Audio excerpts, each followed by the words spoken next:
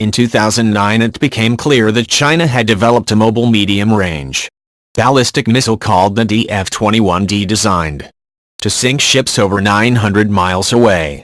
This then-nascent technical achievement gave rise to a still ongoing debate over the survivability of the U.S. nuclear-powered aircraft carriers, as the DF-21D outranged the strike planes serving on carrier decks. This further compelled the U.S. Navy to introduce anti-ballistic missile capability to its destroyers and cruisers in the form of the SM-3 missile. Ballistic missiles travel in an arcing trajectory to maximize range and velocity, sometimes even exiting the Earth's atmosphere before plunging down towards their targets at unthinkably fast speeds. In the DF-21 case, up to 10 times the speed of sound. However, until a decade ago there were no operational anti-ship ballistic missiles, because it is a lot easier to program a ballistic missile to hit a city or military base than to have one strike a small moving target, i.e. a ship. However, just 2 years later Iran announced it too had already developed an anti-ship ballistic missile. Tehran is infamous for habitually exaggerating or fabricating claims about its military technology. But in 2013 footage of an apparently successful missile test was released. And by 2014 US intelligence briefings confirmed the missile deployment. The missile, which has the rather on-the-nose name Khalij Fars, is derivative of Iran's domestically developed Fateh-110 short-range ballistic missile.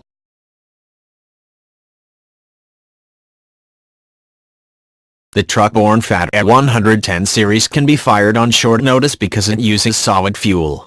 By contrast, liquid fuel rockets require days to gas up. The Persian Gulf missile ostensibly uses an electro-optical infrared seeker to allow it to slam its 1,433-pound warhead home into a moving naval target.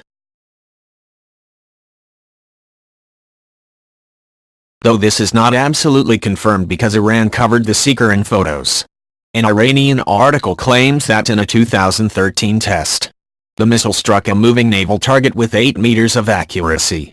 A 2014 CSIS assessment concludes that the rocket on average will fall within a few dozen meters of the target, and that the Khalij Fars has likely entered service with operational IRGC-N units.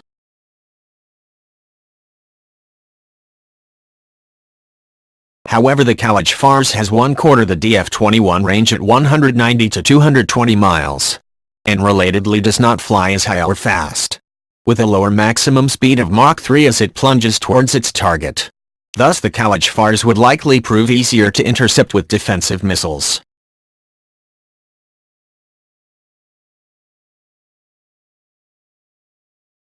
Like Chinese ASBMs, the Khalij Fars would also require external reconnaissance assets to provide initial target cueing for its inertial guidance system, as a surface warships can cruise at a brisk 30 knots, making sure the carrier remains within the target box of the missile, which can only make limited course adjustments during its EO-guided descent would prove a challenge.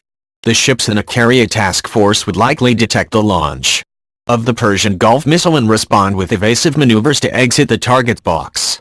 Thus multiple missiles might be required to box in the target.